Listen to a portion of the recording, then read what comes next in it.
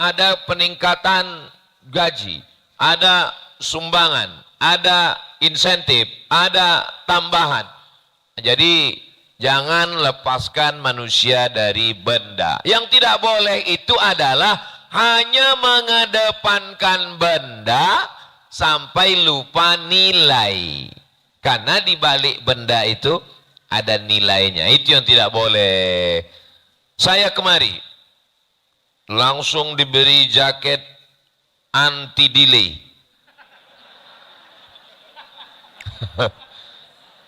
Loh, kok Ustadz tahu ini jaket anti delay? Acara jam 10 dimulai jam 10 kurang 7. Nah, ini kan luar biasa. Benda, dengan benda kita menjadi semangat. Nah, maka di dalam Islam itu ada benda. Zakat, zakat itu benda.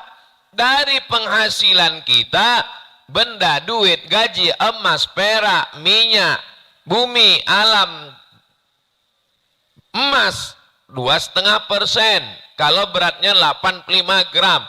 Nah, jadi yang membuat manusia semangat itu benda, maka tidak ada salahnya meningkatkan benda-benda.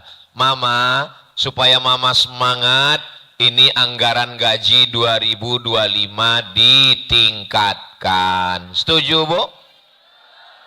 Tuh, optimis semua.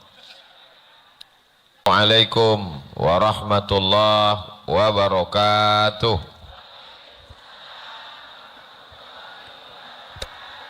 Alhamdulillah, Allahumma salli ala sayyidina Muhammad ibni Abdillah wa ala alihi wa sahbihi wa man tabi'ahu wa mawalah. Yang sama kita hormati Bapak General Manager Angkasa Pura, Bapak Dwi Ananda Wicaksono. Bapak-bapak, ibu-ibu, para asatiz, insya Allah semua yang berhadir ini dimuliakan Allah Subhanahu wa Ta'ala. Amin ya Rabbal Alamin. Tema kita pagi ini adalah optimis dikaitkan dengan perubahan. Yang namanya perubahan itu sesuatu yang baru. Dan biasanya kalau baru orang pasti optimis. Mobil baru, rumah baru, bini baru, maksudnya istrinya udah meninggal. Ibu jangan pesimis. Jadi optimis itu apa? Optimis itu adalah cara pandang melihat sesuatu baik, itu optimis. Gimana menurut Anda 2025? Ya paling gitu-gitu aja. Itu bukan optimis. Optimis itu adalah cara pandang melihat sesuatu baik, lebih baik. Itulah dia optimis. Jadi manusia ini kakinya melangkah, tangannya bergerak, itu yang memotivasinya adalah cara pandangnya. Maka cara pandangnya mesti optimis dulu. Apa yang membuat orang optimis? Ada 5 yang membuat orang optimis. Jangan kemana-mana, kita lanjutkan setelah yang satu ini. Saya memberikan materinya 40 menit. Nanti setelah itu kita dialog interaktif. Yang pertama yang membuat orang optimis itu adalah mau nggak mau, suka nggak suka, karena memang manusia ini materi. Materi itu artinya benda. Tangan, kaki, darah, tulang, kuku, sumsum ini benda. Maka manusia tidak bisa dilepaskan dari benda. Makanya orang-orang yang terlalu terikat dengan benda disebut dengan materialistik.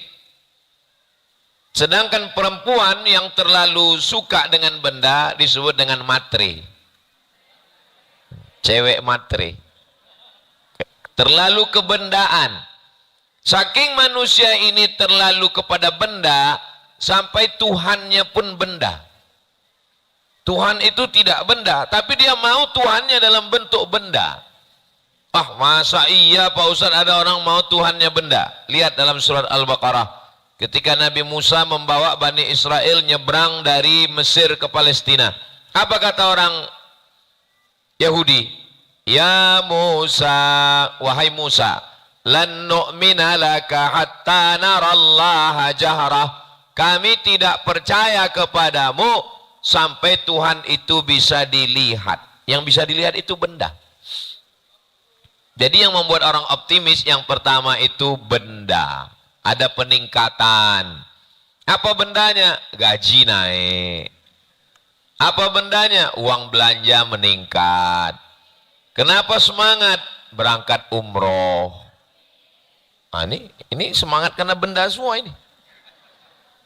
Jadi kalau ada orang mengatakan kita ini orang beriman, jangan melihat benda. Loh, gimana nggak melihat benda? Tadi saya habis makan nasi kebuli, benda, kambing, nggak usah saya ceritakan ya. Karena benda ini yang membuat orang jadi iri, ini benda ini. Nanti kalau semangat kerja ada bonus, ada mobil, ada uang tunjangan. Kenapa orang semua mau jadi wakil rakyat? Ya karena benda. Ada rumah dinas, mobil dinas, istri dinas. Benda. Jadi yang pertama membuat orang semangat itu adalah benda. Kira-kira kalau ada slogan menteri baru, gaji baru, bagus apa nggak bagus? Oh, ini setuju semua nih. Benda. Saya sampai ke Masjid Al-Barakah, melihat masjid ini dindingnya cantik, kaligrafinya bagus. Ternyata baling-baling pesawat masuk juga ke sini. Ini benda. Ini benda semua ini. Jadi kalau masih ada orang mengatakan kita jangan jadi manusia yang materialistik, nggak bisa. Karena kita memang tercipta dari benda dan kita hidup di sekitar benda. Maka yang membuat optimis ia juga benda. Maka guru-guru yang berprestasi berangkat umroh di Ma'had Az-Zahra, tempat saya mengajar, tempat Ustazah Fatimah. Memang kita berikan motivasi. Setiap tahun ada peningkatan gaji, ada sumbangan, ada insentif, ada tambahan. Jadi jangan lepaskan manusia dari benda. Yang tidak boleh itu adalah hanya mengedepankan benda sampai lupa nilai. Karena di balik benda itu ada nilainya. Itu yang tidak boleh.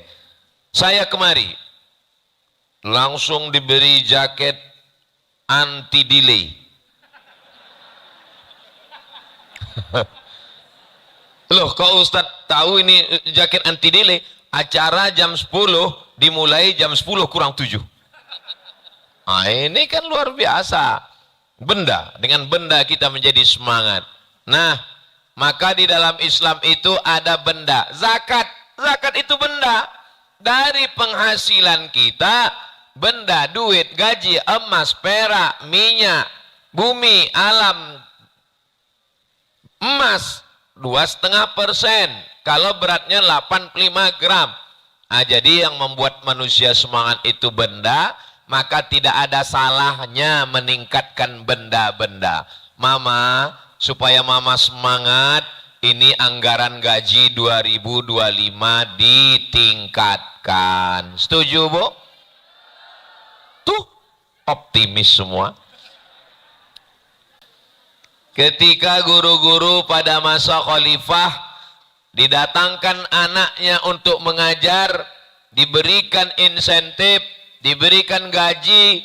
Khalifah Umar bin Abdul Aziz memberikan atoya, gaji dan insentif tambahan, lalu kemudian langsung dipotong atas, seimbang antara materi dan non materi. Gaji itu materi, tapi ketika dipotong 2,5%, kamu akan dapat pahala. Pahalanya mana? Maka silakan orang berprestasi kasih bonus. Begitu juga dengan siang ini. Ustaz Abdul Somad, Ustaz ceramah hanya 40 menit. Nanti tanya jamaah. Yang bisa jawab pertanyaan dikasih buku. Bukunya benda. Yang bisa jawab pertanyaan diberangkatkan umroh. Ini yang saya agak cemas. Saya tanya yang berangkat berapa? 1 orang. Jadi nanti untuk yang pertanyaan hadiahnya buku itu saya yang nanya. Tapi untuk yang pertanyaan hadiahnya umroh saya serahkan ke senior saya. Saya ke Mesir 98, kakak kelas saya ke Mesir 94. Jadi beliau 4 tahun di atas saya, sesuai tahun keberangkatan ke Mesir, jadi saya serahkan ke beliau. Kenapa begitu? Karena kalau yang berangkat 1 orang, yang nggak berangkat lebih banyak marah daripada yang suka sama saya. Gara-gara apa? Gara-gara benda. Jadi kalau ada supaya optimis, diberi bonus, diberi reward, diberi bantuan, diberi insentif, itu boleh atau tidak boleh? Boleh. Tapi bekerja hanya gara-gara bonus, itu yang tidak boleh. Kita bekerja karena Allah. Bismillahi tawakkaltu ala Allah, la haula wala quwata illa billah. Aku nikahkan engkau dengan anakku dengan mahar karena Allah. Ya enggak bisa. Mesti ada benda. Aku nikahkan engkau dengan anakku dengan mahar sebentuk cincin emas tunai. Benda, materi. Siapa yang menghilangkan benda dari ajaran agama Islam, maka dia sudah meninggalkan sebagian dari ajaran agama Islam. Ada orang yang tidak mau benda. Perempuan itu benda. Perempuan kok benda ya? Benda maksud saya nampak, materi, darah, daging, kulit, kuku, sumsum, tulang. Secara substansi dia tidak benda. Tapi secara materi dia adalah seperti benda. Maka ketika perempuan itu mau dinikahkan, maka ada kompensasi antara benda yang tidak benda. Saya punya anak perempuan, dibesarkan, disekolahkan, tetes peluk keringat air mata. Ketika saya nikahkan dengan lelaki, ada kompensasi benda. Apa dia? Mahar. Tapi mahar tidak bisa membayar 25 tahun memperjuangkan seorang anak. Bapak punya anak 25 tahun dikasih makan. Ibu melahirkan meregang nyawa dengan tetes peluk keringat air mata. Tiba-tiba hanya dibayar dengan seperangkat alat sholat dan kitab suci Al-Quran mukena 100.000. Itu bukan kompensasi, itu namanya ganti rugi. Sudah diganti rugi. Lalu kenapa ibu mau menyerahkan anak ibu yang ibu lahirkan meregang nyawa, sobek daging badan ibu? Kenapa bapak mau menyerahkan? Karena tidak semuanya materi, tapi ada yang non materi, bahwa ini ada pahala. Itulah yang membuat orang optimis. Bismillahi tawakkaltu ala Allah, la haula wala quwata illa billah. Bagi atasan, bagi direktur, bagi yang punya kekuasaan, kalau mau karyawan, pegawai optimis, kasih materi. Bagi yang di bawah, kalau mau semangat, mesti ada tambahan. Tapi dia bukan yang utama. Karena diri manusia ini tidak semuanya materi. Kalau di badan manusia ini semuanya materi, maka dia bukan manusia. Lalu dia siapa? Robocop. Robocop itu badannya materi semua, karena nggak ada ruhnya. Sedangkan manusia ini ada tulang, ada darah, ada kuku, ada bulu, ada sumsum, tapi ada yang non materi. Itulah dia ruh. Ruh bukan materi. Allah meniupkan ruh ke dalam badan kita. Hari ini saya diberikan kursi duduk di atas, itu karena masih ada ruh di dalam. Tapi kalau sudah ruh ini keluar, maka saya tidak lagi duduk di atas, tapi sudah terbaring di lantai. Innalillah wa inna ilaihi rajiun. Wahai para pimpinan, saya tidak sebut Pak JM karena orangnya ada di sini. Maka silakan berikan reward, silakan naikkan insentif, silakan berikan semangat bagi yang berprestasi, bekerja, dapat ini, dapat ini. Tapi itu bukan segalanya. Ini yang membuat orang optimis yang pertama. Yang kedua, apa yang membuat orang optimis? Yang membuat orang optimis adalah target. Target itu yang membuat orang optimis. Kamu rencana gimana? rencana saya umur 22 S1, umur 24 S2, umur 27 S3, umur 30 S3. S3 maksudnya bini. Ada target-target. Orang kalau tidak ada target ketika ditanya, gimana target ke depan? La haula wala quwata illa billah. La haula wala quwata illa billah itu diucapkan setelah target tercapai. Setelah target tercapai, lalu kemudian orang nanya, hebat ya prestasi kamu.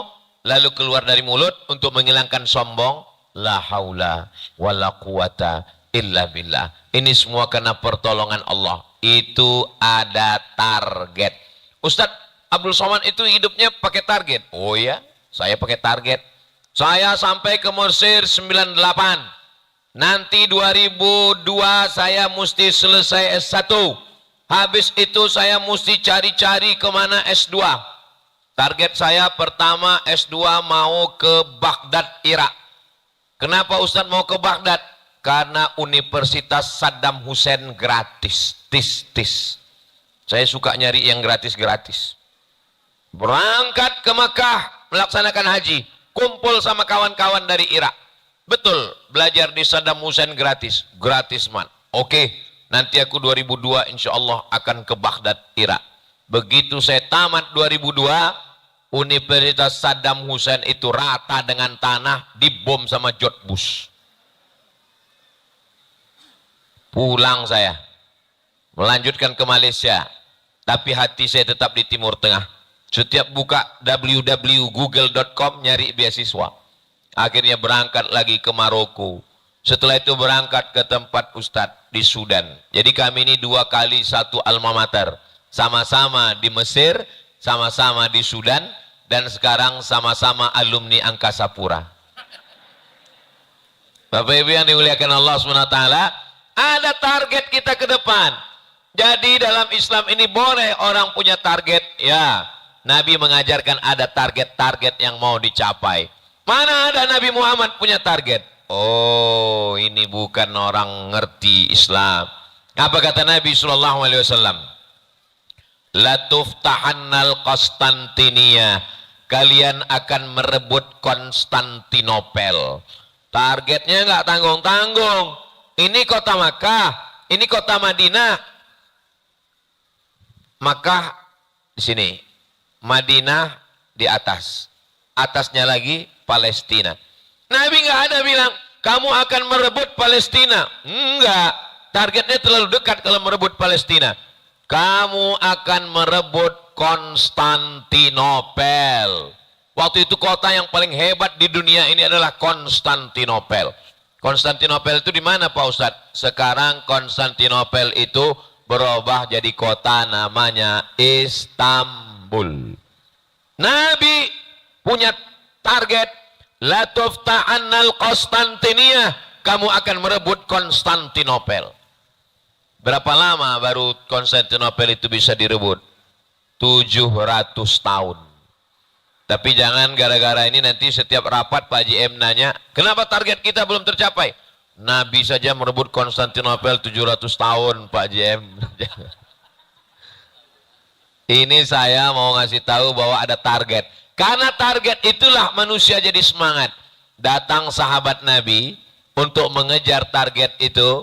Dia pergi ke Konstantinopel, mau merebut Konstantinopel. Tidak tercapai, tapi pahalanya sampai. Makamnya ada di Istanbul di bawah pohon kayu. Nama sahabatnya Abu Ayyub Al-Ansari. Umurnya ketika ke Konstantinopel 80 tahun. Umur 80 tahun membuat semangat. Kenapa semangat? Karena ada target yang mau dicapai. Jadi setiap orang punya target, insya Allah dia semangat terus. Ustadz, apalagi target Ustadz? Ya rahasia saya dengan Allah.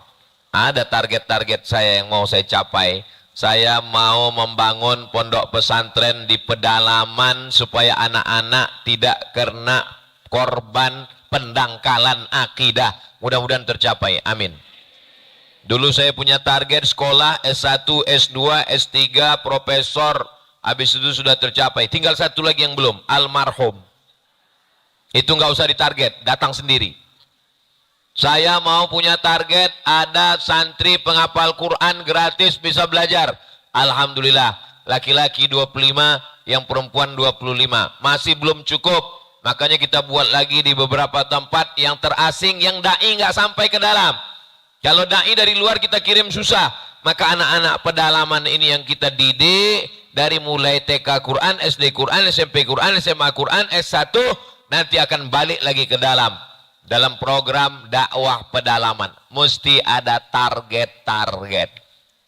Abu Ayyub Al-Ansari umur 80 tahun, tapi dia tidak merebut Konstantinopel. Meninggal di Konstantinopel, dikuburkan di bawah pohon.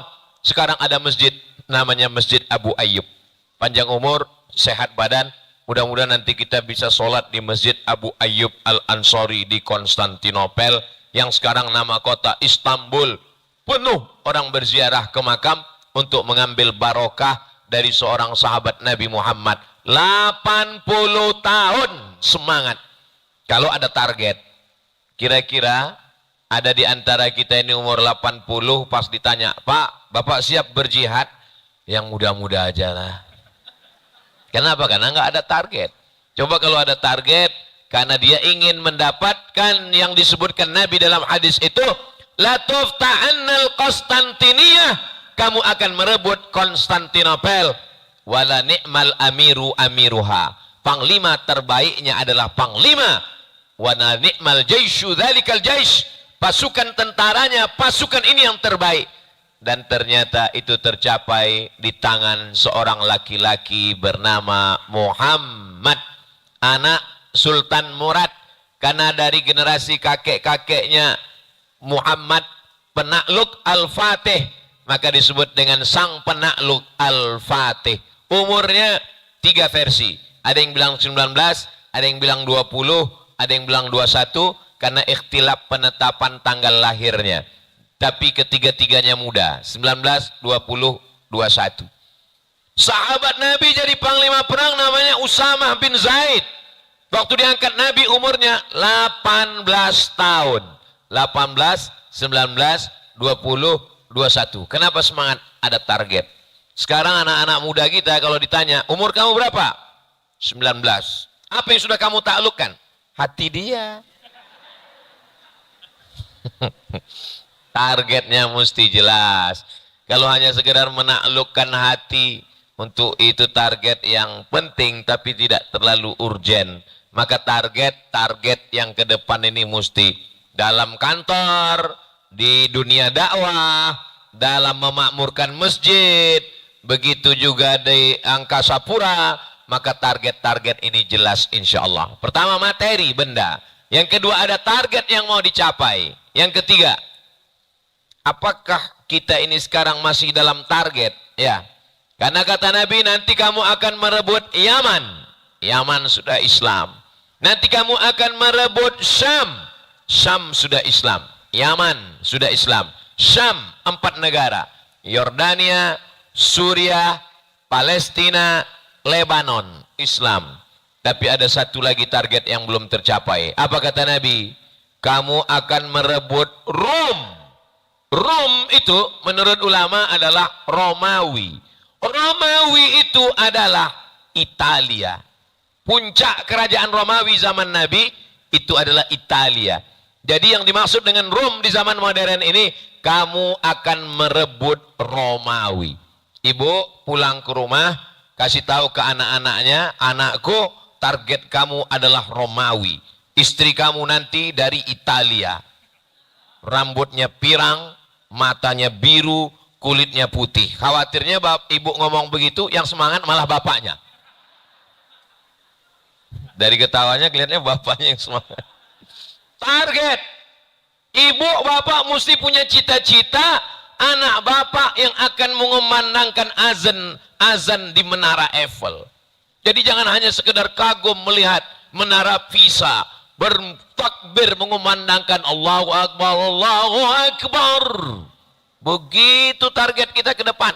Gimana ibu-ibu? Siap? Dari bunyinya nggak yakin saya. Eropa itu akan menjadi Islam, bukan dengan pedang, bukan dengan meriam, bukan dengan bom. Eropa akan menjadi Islam disebabkan 3. Hati-hati, ini akan keluar nanti dalam pertanyaan. Yang pertama, karena orang Islam bermigrasi ke Eropa. Orang Islam ramai-ramai pindah ke Eropa. Orang Jerman itu diisi oleh orang Turki. Turki ramai-ramai pindah ke Jerman. Sekarang lebih 3 juta orang Turki berada di Jerman.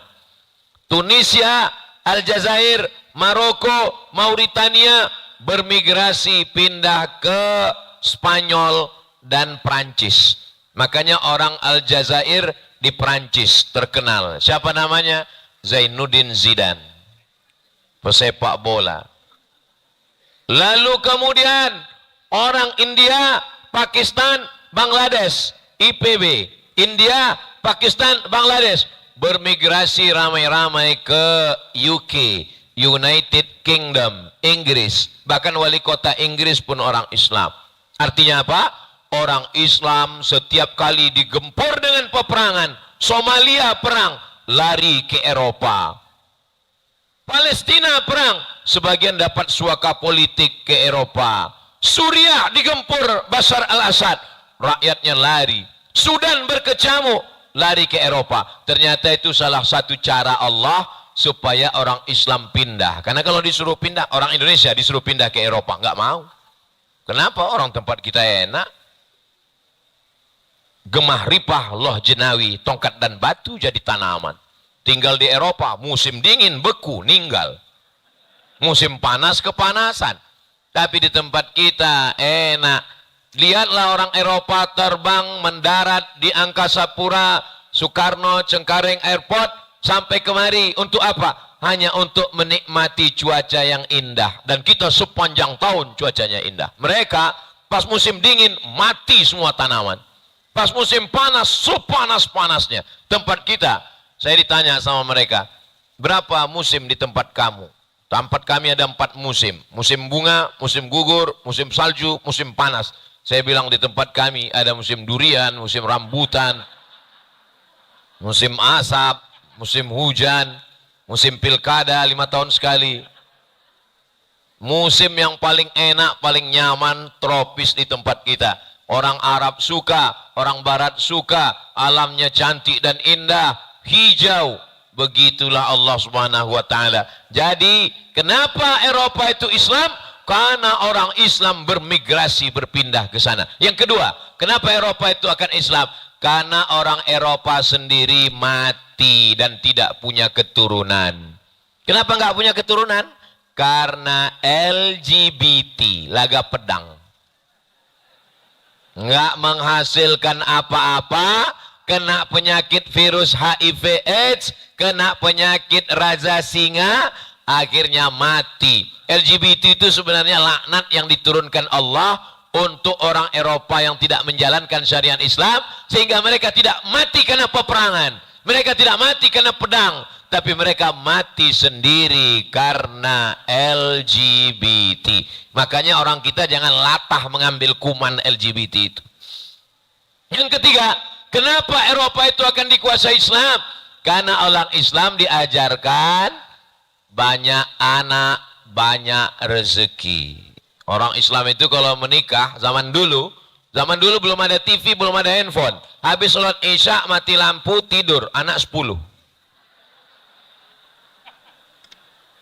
Zaman sekarang, gara-gara nonton TV, main handphone, akhirnya banyak istri-istri yang tidak disentuh suaminya.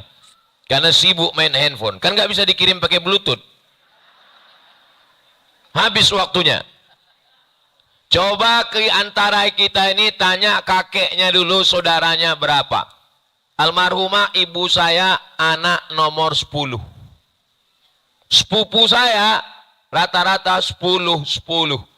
Orang Islam sampai jadi slogan di bangsa kita. Banyak anak, banyak rezeki. Apalagi di musim pilkada hitungannya per kepala. One man, one choice. One man, one vote. Apa maknanya? Orang Islam menganggap pernikahan juga begitu. Fankihu ma taba lakum minan nisa'i masna wa thulatha wa ruba'. Ibu kalau kebetulan sholat tahajud sama suami, ayatnya itu waspadalah.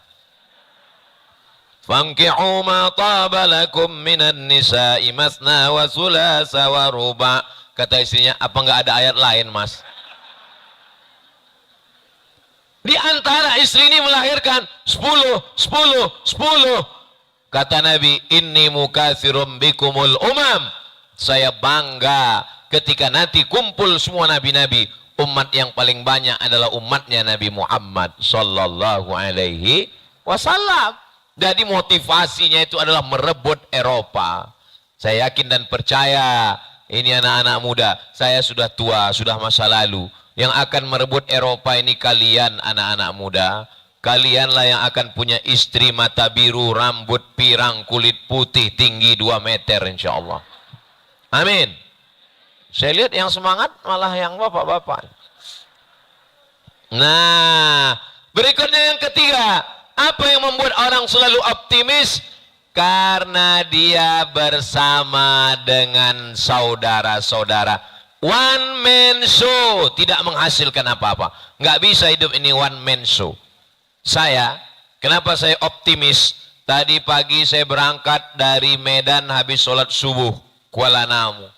Begitu duduk saya di pesawat, baca doanya di pesawat itu kan Bismillahirrahmanirrahim subhanalladzi sakhkhara lana hadza. Habis itu saya tambah bacaan Bismika Allahumma ahya wa amut. Dari mulai take off tidur, landingnya baru alhamdulillahilladzi ahyana ba'da ma amatana.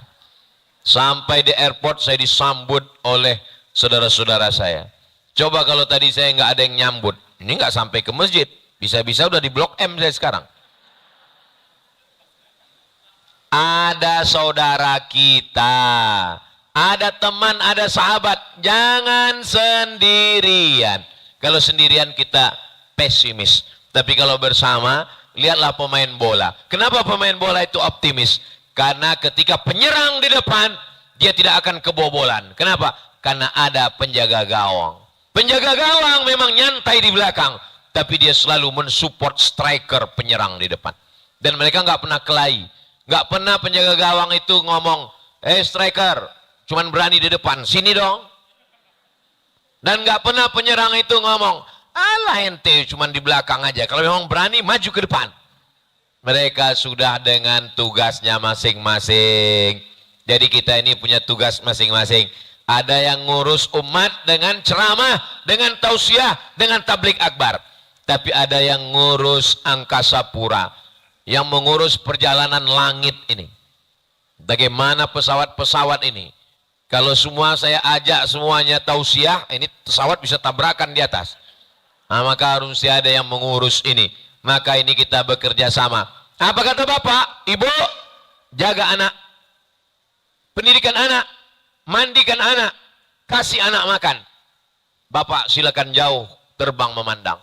Sejauh mata memandang, Bapak pergi terbang. Tapi nanti dia akan pulang ke rumah. Bagi-bagi tugas. Ini yang membuat kita selalu optimis. Saya optimis. Pondok tetap jalan. Kenapa? Di pondok ada ustazah, ada ustadz yang ngurus. Saya terbang, tapi nanti saya pulang ke rumah hari Selasa, hari Rabu, hari Kamis ke rumah.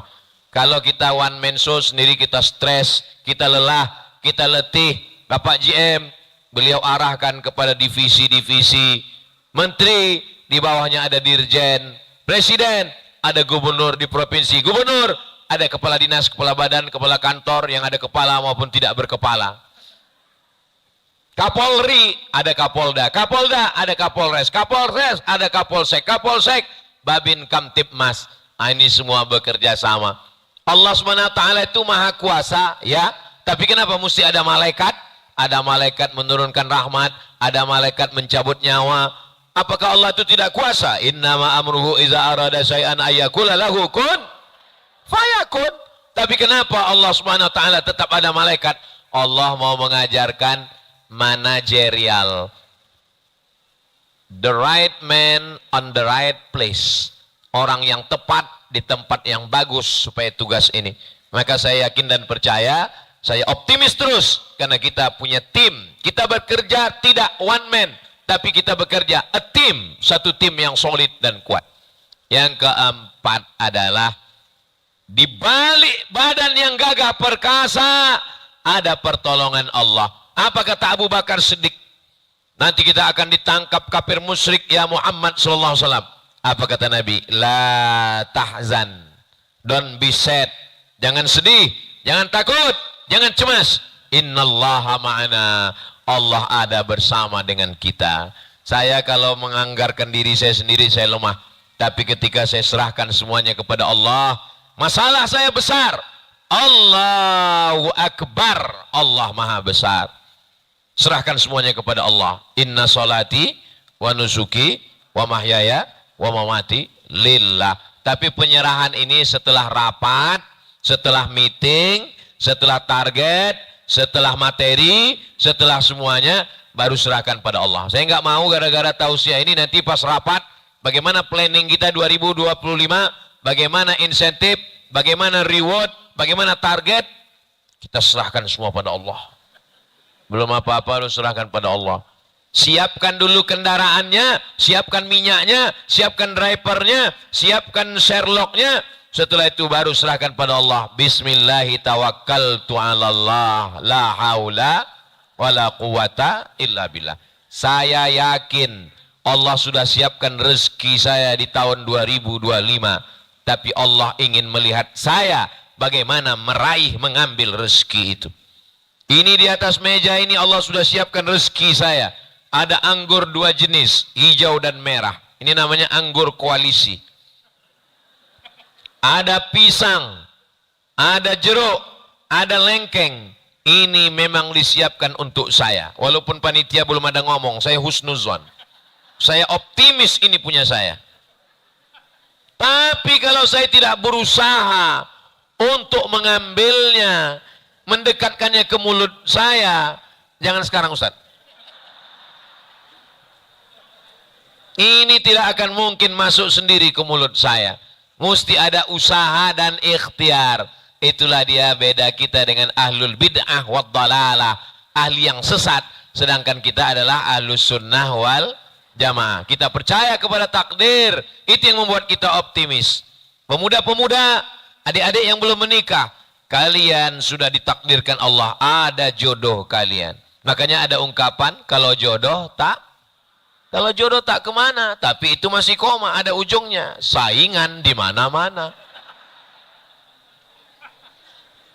Jadi mesti ada ikhtiar, ada ta'aruf. Kebetulan bapaknya temenan. Oh itu anak saya. Oh ya, pertemuan, ada janjian, ada ngobrol, ada planning rencana, barulah terjadi pertunangan, setelah itu akad nikah, ada walimah. Ini prosesnya ini yang indah.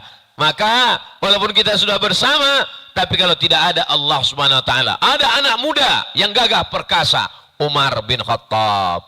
Ada anak muda yang otaknya cerdas, Ali bin Abi Thalib. Ada anak muda yang hartanya banyak, Utsman bin Affan. Ada orang tua yang bijaksana, Abu Bakar Siddiq. Ada perempuan yang kaya raya, Khadijah. Ada perempuan yang cerdas, Aisyah. Ada perempuan yang siap bawa makanan naik ke Jabal Sur.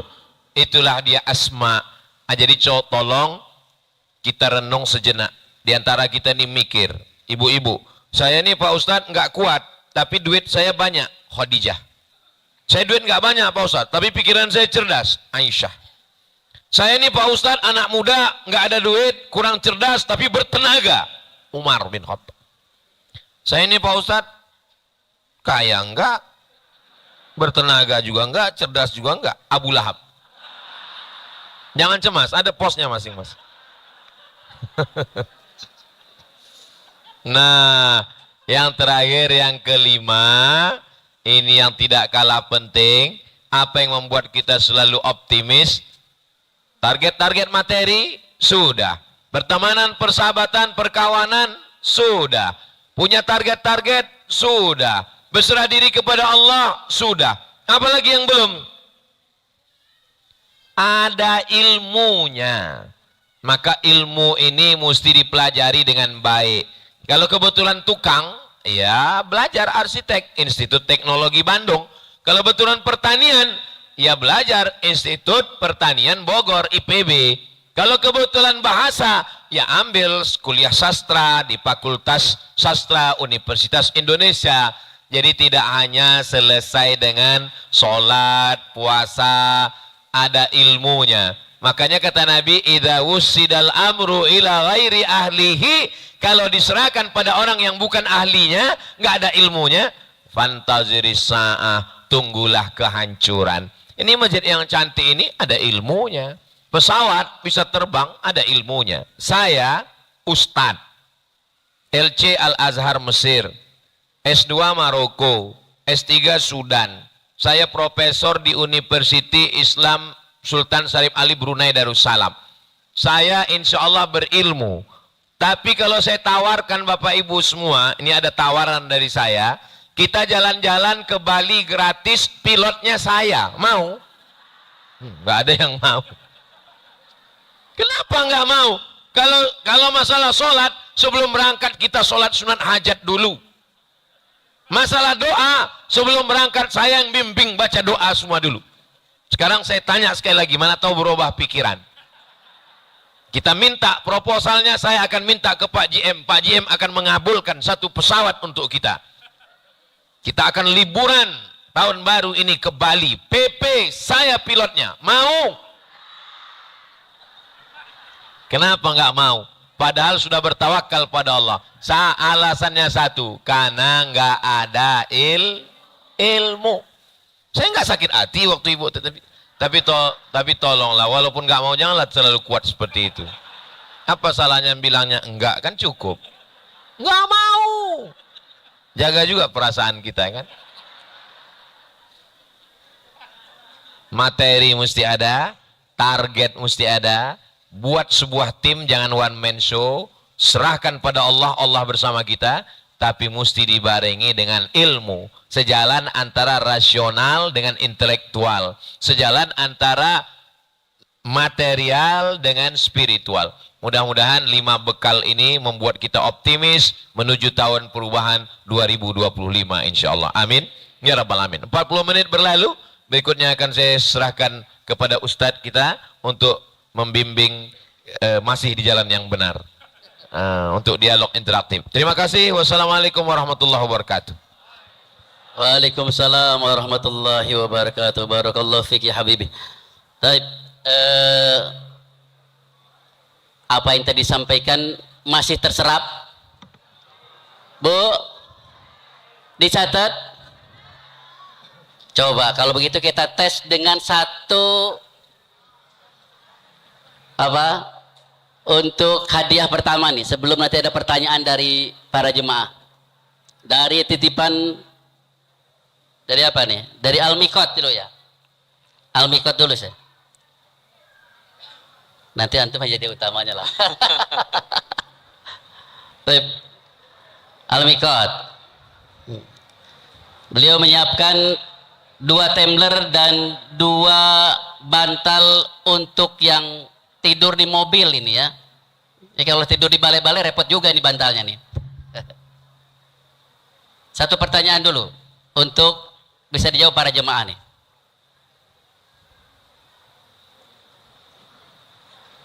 Baik. Siapa yang membuka Konstantinopel? Angkat tangan.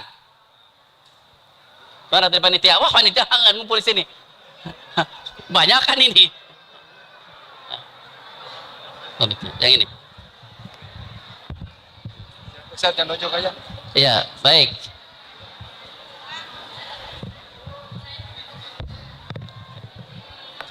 Mana? Oh, ini mau di depan. Ada sebelah sana tadi yang paling duluan itu. Mana? Siapa? Mana? Bapak ini? Yang ini baju biru. Oh iya, baju biru. Baju Pak. Diri Pak, diri Pak. Sebutin Pak, namanya dari mana? Dari Brebes. Jauh amat ke sini Pak. Oh iya, baik. Apa siapa Pak?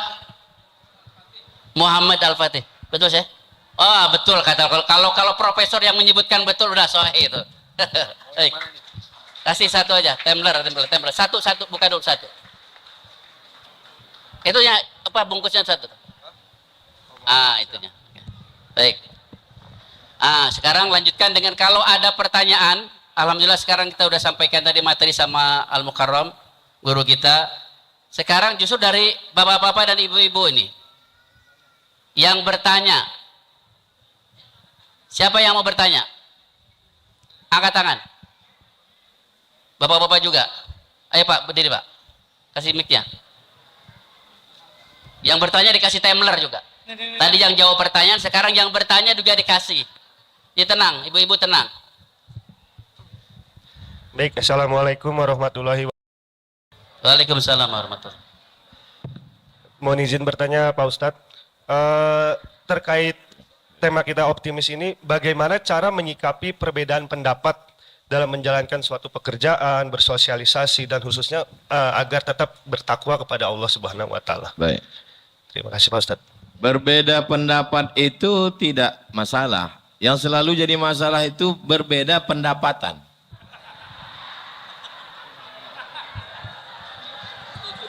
Jadi yang membuat orang kelahi itu adalah karena hasil dari berbeda pendapat menyebabkan berbeda. Ini nampaknya paham semua. Bagaimana dalam Islam menyelesaikan perbedaan pendapat? Ada seorang sahabat Nabi. Berdua musafir. Sampai di tengah jalan. Nggak ada air. Waktu sholat masuk. Allahu Akbar, Allahu Akbar. Kalau tidak ada air berarti kan tayamum. Nah, dia tayamum. Selesai tayamum dia sholat. Berdua. Begitu lanjut perjalanan ketemu kolam. Ketemu kolam air. Akhirnya yang dua ini berbeda pendapat. Yang satu mengatakan, ya saya wudhu. Kan ada air. Dia wudhu lagi dia sholat. Yang satu bilang saya nggak sholat lagi. Orang saya sudah sholat. Berbeda. Dan mereka nggak kelahi gara-gara itu. Nggak ada tuh yang satu bilang, kamu pelaku bid'ah dhalalah masuk neraka jahanam. Nggak ada. Dan setelah itu mereka pulang ketemu dengan Nabi. Cerita. Ya Rasulullah, tadi kami perjalanan nggak ada air, kami tayamum. Nggak lama setelah itu ketemu kolam, teman saya wudhu, dia ulang sholat lagi. Kata Nabi, kepada yang tadi sudah sholat, dia sholat lagi. Laka ajrani, kamu dapat 2 pahala. Satu sholat pakai tayamum, satu sholat pakai air. Yang enggak sholat pakai air, yang sholat pakai tayamum, kata Nabi, laqad asabata sunnah, perbuatanmu sudah sesuai dengan sunnah. Kedua-duanya benar. Ini contoh ikhtilaf yang kedua-duanya sama benar. Tapi enggak ada yang ketiga. Yang enggak sholat cuman ingat aja, kamu juga benar. Enggak ada, itu enggak ada. Itu tambahan dari periwayat pendusta pembohong. Apakah semua perbedaan pendapat itu diterima Nabi? Tidak. Ada salah satu sahabat musafir. Pas musafir nggak ada air. Kenapa selalu dalam cerita sahabat itu nggak ada air? Karena mereka tinggal di gurun dan tidak banyak persediaan air. Malamnya mohon maaf dia mimpi. Mimpi basah. Bangun pagi nggak ada air. Akhirnya dia masuk guling-guling di tanah.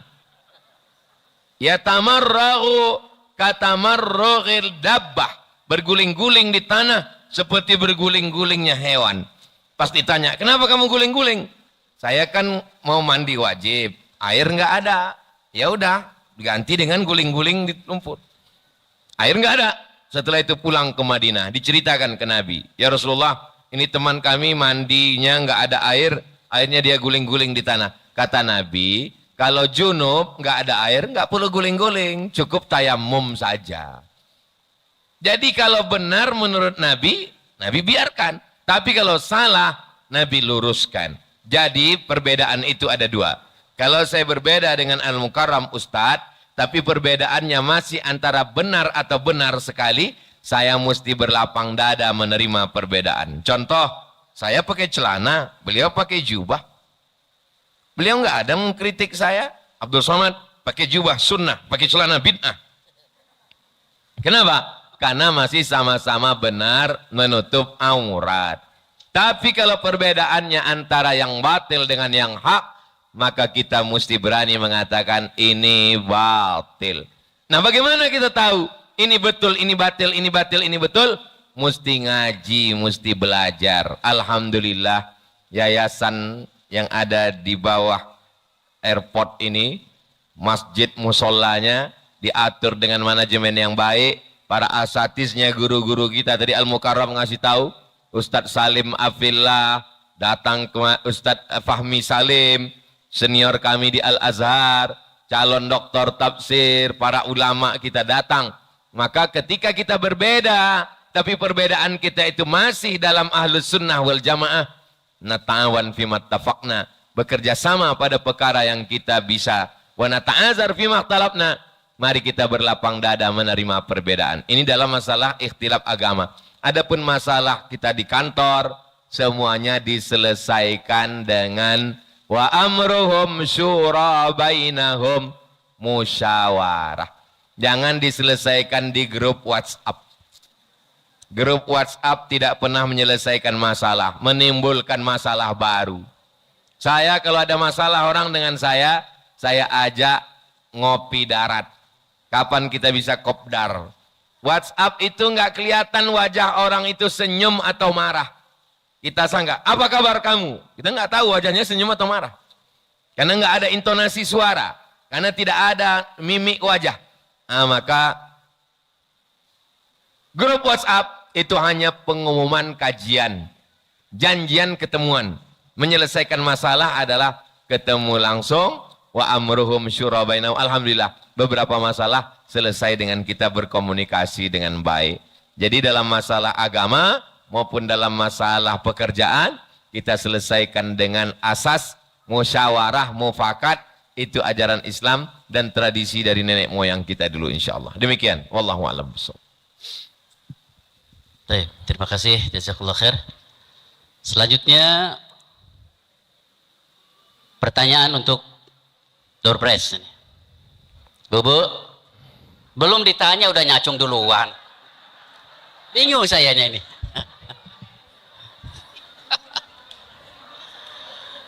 Pertanyaan ringan saja. Tadi bapak-bapak dua, sekarang gue khusus ibu-ibu nih. Khusus ibu-ibu ya. Supaya nggak berat sebelah.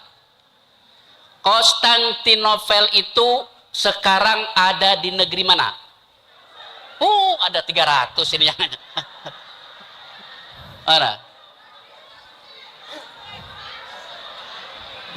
Paling belakang.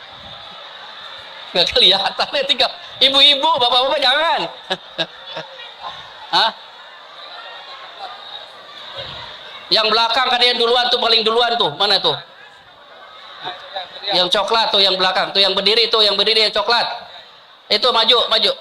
Apa Bu sebut situ, sebut situ. Istanbul, betul Pak Prof? Alhamdulillah, barakallahu fiik. Istanbul, baik. Udah nggak usah ke Prof, cuma di Istanbul doang. Alhamdulillah. Baik. Nah, sekarang bagian yang nanya. Siapa yang nanya? Oh, ibu-ibu, sok, baju merah, kerudung merah. Ibu, kerudung merah, awas jangan sampai lewat. Ibu, silakan. Bismillahirrahmanirrahim. Assalamualaikum warahmatullahi wabarakatuh. Waalaikumsalam warahmatullahi wabarakatuh. Berkaitan dengan yang diuraikan oleh Tuan Guru UAS tadi, Eropa akan menjadi Islam karena satu orang Islam berimigrasi ke Eropa, terus Eropa mati enggak punya keturunan, terus karena Islam diajarkan banyak anak banyak rezeki. Pertanyaan saya, Eropa akan menjadi Islam itu kapan itu Pak Ustadz? Terima kasih. Wassalamualaikum warahmatullahi wabarakatuh.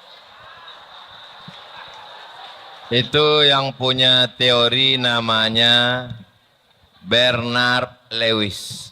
Yang punya teori itu laki-laki namanya Bernard Lewis. Kata Bernard Lewis, waktu saya baca tulisannya di Maroko, waktu saya kuliah di sana tahun 2004, 50 tahun lagi. 2004 sekarang sudah 2024, berarti 30 tahun lagi, kata Bernard Lewis. Bernard Lewis ini orang Yahudi. Itulah yang menyebabkan ketakutan Eropa. Tulisan Bernard Lewis tentang Eropa akan dikuasai Islam, akhirnya orang Eropa ketakutan nanti orang Islam akan menguasai Eropa, ketakutan terhadap Islam itu yang disebut dengan Islamophobia. Islamophobia, takut terhadap Islam. Orang Amerika, orang Eropa itu psikologisnya ketakutan. Takut. Dia kalau lagi duduk di pinggir laut, dia takut nanti ada makhluk dari laut ini naik ke atas menghancurkan kota. Namanya Godzilla. Dia kalau lagi di tempat parkir sendirian di mall, dia takut mobil-mobil ini nanti akan berubah menjadi manusia menguasai kota. Namanya Transformer. Dia kalau lagi ke kebun binatang, dia takut ini singa-singa ini akan mengamuk menjadi Mufasa dan Taka. Dia kalau lagi tengah malam, lagi ngelihat langit, dia takut ada makhluk langit yang lagi lapar, ilernya keluar mau menguasai kota, namanya alien. Jadi psikologis mereka ketakutan. Maka siapa yang sudah melawan rasa takutnya, dia sudah selamat. Dan kita, apa kata Allah? Orang yang beriman, la khaufun alaihim walahum yahzanun. Orang beriman kepada Allah, dia tidak ada rasa takut, dia tidak ada rasa sedih. Takut sama sedih apa bedanya? Sedih masa lalu, takut masa depan. Sedih mengingat masa lalu, takut masa depan. Orang Eropa, duitnya banyak, rumahnya besar, mobilnya mewah, takut terhadap masa depan. Stres, depresi, insomnia, nggak bisa tidur. Orang kita nggak ada duit, baru di PHK, baru ngelihat ustadz langsung tertidur. Rasa takutnya sudah bisa dia kendalikan. Nah, jadi itu teori bukan dari saya, itu orang Yahudi yang ngomong, namanya Bernard Lewis. Kenapa Nabi tidak bukakan aja rahasia? Nanti Mahdi akan datang tahun sekian, Nabi Isa akan turun tahun sekian, kiamat akan turun tahun sekian. Kalau semuanya dibukakan, kita ya udah nggak semangat lagi. Semangat itu justru karena masih rahasia. Sama seperti orang udah pacaran, udah nggak ada rahasia lagi, udah nggak semangat lagi. Tapi kalau masih ada rahasia, dia semangat. Nah, maka memang segala sesuatu ada beberapa yang dibukakan Allah, tapi ada yang dirahasiakan Allah supaya kita tetap semangat. Jadi termasuklah kapan hari kiamat, termasuk kapan mati. Seandainya mati itu dibukakan Allah, Abdul Somad akan mati tanggal 28 Desember 2024. Hari ini saya nggak di sini. Hari ini saya tetap semangat. Kenapa? Karena saya nggak tahu kapan saya mati. Coba kalau saya tahu, Ustadz matinya besok. Ini hari ini saya sudah meriang-meriang. Ini memang rahasia Allah SWT supaya kita tetap terus semangat. Demikian. Wallahu a'lam bishawab. Jazakallah khair. Ternyata perkataan dari salah satu penulis orang keturunan Yahudi, Bernard Lewis, yang memprediksikan bahwa Eropa akan jatuh ke tangan kaum muslimin, diprediksikan 50 tahun atau sekarang mau mendekati 30 tahun ya. Mudah-mudahan ya robbal alamin. Tapi jangan sampai Eropa Islam, Indonesia nauzubillah summa nauzubillahi min zalik. Indonesia semakin kuat Islamnya. Amin ya Allah ya robbal alamin. Baik. Pertanyaan yang dua pertanyaan sekaligus karena waktu kita sudah mau mendekati waktu sholat Jumat ini, kita perlu waktu hanya sampai setengah 12 closing semuanya dengan hadiah utama itu yang akan disampaikan oleh beliau. Ini masih ada berapa Pak? Berapa lagi itu panitia? Ada 15 lagi. 15. Pertanyaan singkat saja. Yang disebutkan oleh Ustadz dengan negeri Rum. Sebelah sini belum. Ini nih yang putih. Negeri Itali. Terkenalnya Itali dengan apa, Pak? Menara apa? Menara besar. Pisa. Oh iya, dikira menara besar. Baik, masuk. Ya. Barakallahu fiik, jazakallahu khair. Ya. Baik, Ibu karena nangta saya kasih Sahabat yang tadi berjuang sampai dengan usia 82 tahun ya, 80 tahun. Namanya siapa? Tuh yang pojok paling belakang. Siapa? Ayo, ya, Ibu. Berdiri sebutin namanya.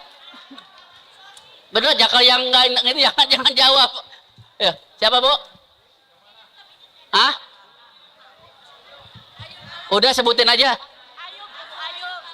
Abu Ayyub Al-Ansori, barakallahu fiik. Udah, cukup. Nah, sekarang pertanyaan lagi. Ada yang nanya? Yang belakang, ya. Ya. Itu yang belakang. Ya. Apa? Waalaikumsalam warahmatullahi wabarakatuh. Singkat, padat, bermanfaat.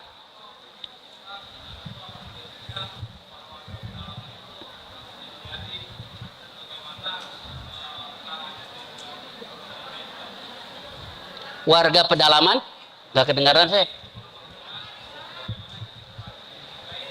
Mana? Nggak kedengaran nih. Kang, maju dikit, Kang Zul, maju dikit, Kang Zul. Nah, ini bagian kendaraan bandara ini, tuh. Masya Allah. Ini. Bismillahirrahmanirrahim. Assalamualaikum warahmatullahi wabarakatuh. Tuan Guru, saya Zulfikar Akmal Walad dari Angkasa Pura Indonesia ingin bertanya bagaimana optimis Ustadz untuk tahun 2025 ini warga pedalaman yang ingin Ustadz jadikan dai atau penghafal Quran itu terlaksana dengan baik, dan apa motivasinya yang terbesar untuk Ustadz? Barakallahu fih. Saya masuk ke pedalaman tahun 2016. Sukunya suku Talang, agama animisme. Sebagian sudah ditarik warga sebelah.